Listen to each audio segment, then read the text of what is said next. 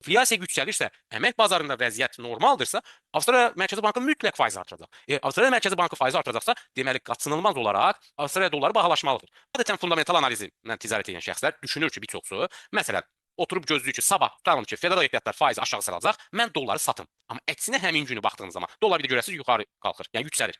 Amma fundamental analizdə trending ticarət edən belə deyək, peşə treyderlər və yaxud da makro treyderlər onlar öngörür və o hadisə baş verənə qədər, yəni federal ehtiyatlar faizini artıracağına, artırdığı və yaxud da endirdiyi tarixə qədər artıq öz pozisiyalarını almış olurlar və tədricən belə deyək, öz pozisiyalarını yığırlar. İndi diqqət edin, Avstraliya dollarında da artıq demək olar 2025-in iyun ayından etibarən həmin o makro treyderlər öz pozisiyalarını yığmağa başlayır. Diqqət edirsiniz, alırlar, bazar yüksəlir, bir nəfəs alır. Yenidən yüksəlir. Bu hissədə artıq Avstraliya belə deyək, Yeni Zelandiya Mərkəzi Bankı aqressiv faiz azaltmışdı və yenidən yüksəlir, yüksəlir, bir nəfəs alır, bir daha yüksəlir, yüksəlir, bir daha nəfəs alır, bir daha yüksəlir. Yəni buna higher low deyirlər. Bazar yüksəlir, aşağı bir korreksiya edir, sonra bir daha yüksəlir, bir aşağı korreksiya edir, bir daha yüksəlir. Bu şəkildə davam edir. Yəni bu yüksələn bir trenddir və bu trendlərdə təbii ki, həmin o investisiya bankları və yaxud da hedge fondlar çox böyük pullar qazanırlar.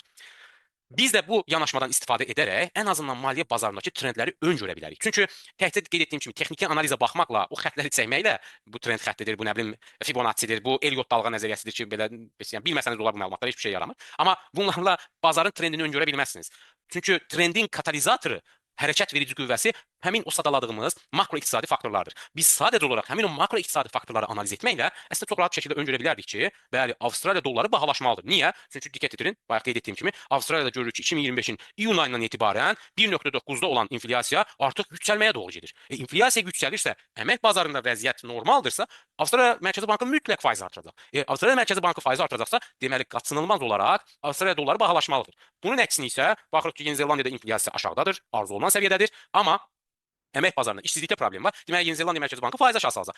Yeni Zelandiya Mərkəzi Bankı faizi aşağı salacaqsa, deməli, Yeni Zelandiya dolları ucuzlaşacaq və nəticədə də belə gözəl bir trend formalaşmış olacaq.